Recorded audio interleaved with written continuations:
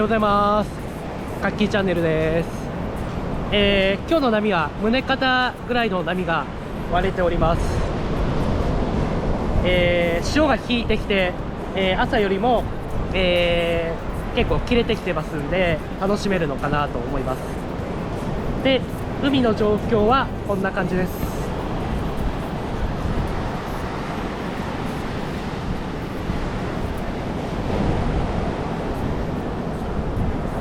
で、結構切れ目から、速い感じの波なんで、今日はボンザーで入りたいと思います。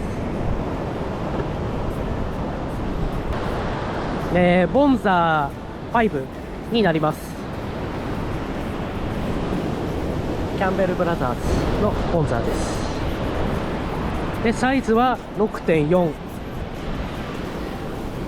で5フィンになります。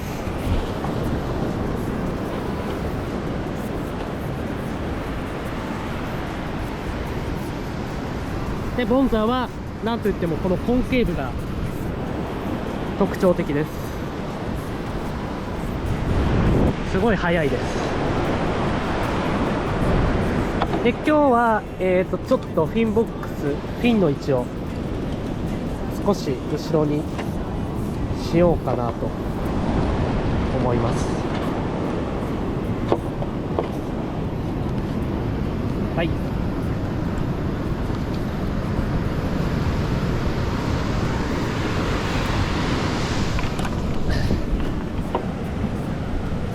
それでは行ってきたいと思います。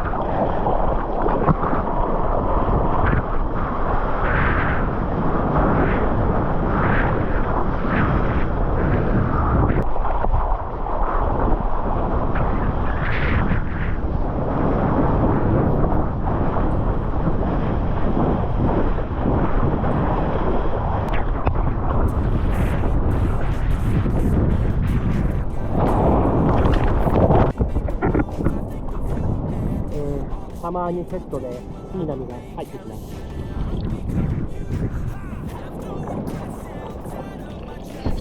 こんな感じです。